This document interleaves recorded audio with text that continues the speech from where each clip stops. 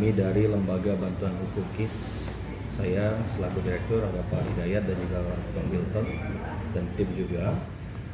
Tentu nawaitu kita melakukan somasi ini adalah sebagai bentuk kontrol, sebagai potret kita melakukan kontrol terhadap hadirnya beberapa pertunjukan yang kita duga prestasi yang tidak bermoral yang dilakukan oleh utusan khusus Presiden Prabowo Subianto, yang kita anggap beberapa hal tersebut yang dilakukan dan ditampilkan ke publik ini tidak sesuai pada tempatnya. Jadi somasi ini sebagai kontrol untuk kita letakkan pada tempatnya, seperti itu.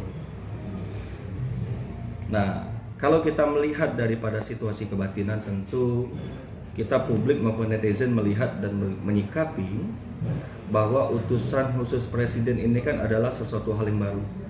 Kalau kita lihat kemarin ada kejadian yang sempat juga terjadi dengan utusan sebelumnya. Nah, sekarang terjadi lagi. Lingkupnya juga berkaitan dengan ST, si owner daripada bisnis ST. Nah, kita tahu lah itu siapa ya, kita sebut saja RA. Nah, bagi kami, apa yang dipertontonkan tersebut kita rangkum tentu dalam 3 hal besar, sebagaimana yang kami sampaikan di dalam somasi yang mungkin sudah dibaca oleh teman-teman. Pertama, kita duga RA sebagai jabatannya utusan khusus Presiden bidang kepemudaan dan seni kalau tidak salah, ini melakukan flexing terhadap gelar yang di kemudian hari dikonfirmasi oleh Kementerian Pendidikan ini tidak jelas kampusnya, tidak ada izin operasional terhadap kampusnya. Nah, sampai di situ tidak ada persoalan, teman-teman. Persoalan yang muncul ketika hal tersebut diflexingkan, seolah-olah gelar ini gelar yang sah, seolah-olah gelar ini berasal dari kampus yang memiliki izin operasional. Itu menjadi catatan kita pertama, karena sekitar 1 bulan berikutnya RA dilantik sebagai utusan khusus. Nah, seolah-olah tidak ada problem di sini. Itu yang pertama. Yang kedua, problem besar yang kemudian mengapa mendorong kami melakukan somasi ini terkait dengan ketidakpastian informasi. Nah, ada beberapa video yang beredar terkait arogansi patwal. Mungkin teman-teman bisa cek dan masih segar mungkin dalam ingatan kita. Ketika kita konfirmasi apa respon dari RA, wah saya nggak ada di mobil. Itu mobil dipergunakan untuk ambil berkas. Kalau memang dia tidak ada di mobil, RA telah gagal dalam melakukan pendidikan terhadap patwal pribadinya. Dalam hal ini tentu institusi kepolisian. Nah, kalau mobil patwal yang dikawal itu tidak ada isinya, maka berdasarkan hukum itu melanggar. Untuk apa patwal mengawal yang mobil nggak ada orang di dalamnya? Dalam hal ini berplat RI 36. Stafsus itu kalau kita lihat di dalam perpres mengenai utusan khusus dan seterusnya itu levelnya setara dengan menteri, teman-teman. Makanya plat dia itu RI 36 kalau tidak salah. Nah, sebaliknya, kalaupun RA ada di dalam mobil tersebut dan ada arogansi patwal di situ, itu lebih menjadi soal lagi. Kenapa hal tersebut bisa dibiarkan terjadi? Itu pertunjukan tidak bermoral yang dipertontonkan ke publik secara cuma-cuma, secara nyata. Yang kedua, dan yang terakhir, kita menyimak bagaimana kemudian RA ini meletakkan pada dirinya ini belum bisa membedakan mana dia sebagai pribadi dan juga mana dia sebagai entitas pejabat publik. Nah, kita belum bisa membedakan itu, sehingga tidak mengherankan kalau kemudian kemarin itu ada liputan. Dia melakukan konten di akun pribadinya, YouTube pribadinya dengan sesama artis. Itu melakukan flexing bahwa saya sudah membeli mobil baru. Di menit berikutnya itu di depan ada patwal yang secara nyata ada bunyi sirene, ada patwal di depan. Itu mengawal kepentingan pribadi si RA sebagai artis, bukan RA sebagai utusan khusus. Nah, ini juga yang menjadi kita persoalkan. Nah, teman-teman, sebetulnya hal ini bukan dalam kapasitas ada kebencian atau sekat kami terhadap RA sebagai pribadi, bukan. Tapi kita harus tahu, RA berasal bukan dari rahim pelayanan publik. RA tidak berasal dari rahim pejabat publik. Tapi RA berasal dari figur publik. Nah, jangan sampai RA mencampurkan kedua hal ini, tidak ada pada tempatnya.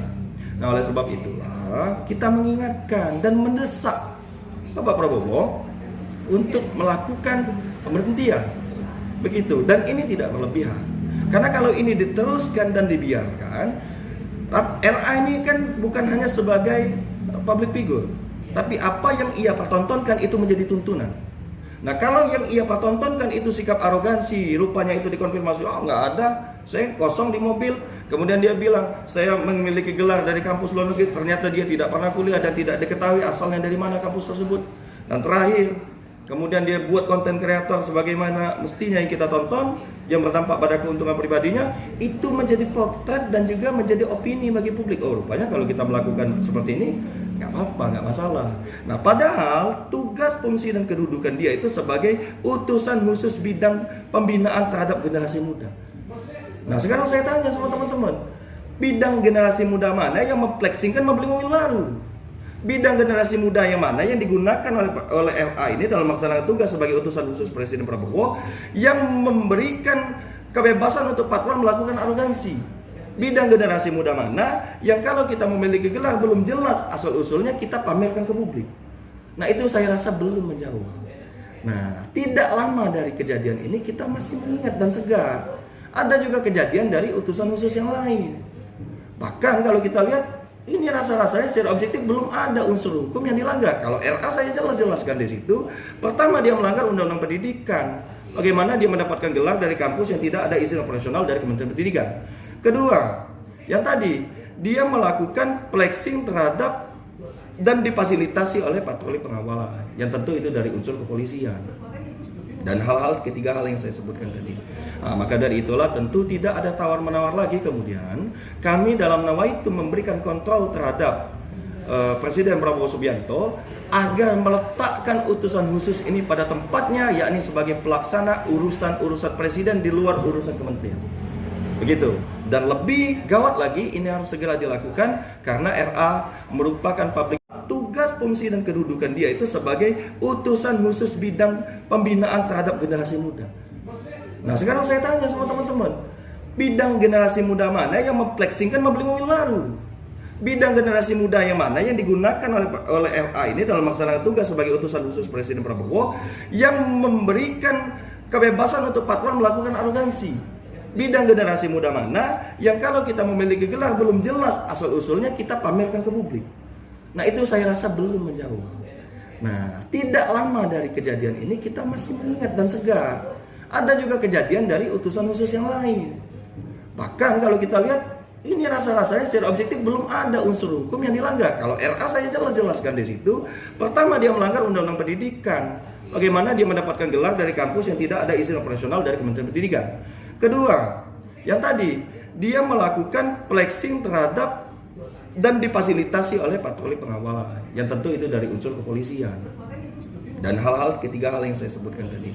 Nah, maka dari itulah tentu tidak ada tawar-menawar lagi kemudian kami dalam nawaitu memberikan kontrol terhadap Presiden Prabowo Subianto agar meletakkan utusan khusus ini pada tempatnya, yakni sebagai pelaksana urusan-urusan presiden di luar urusan kementerian.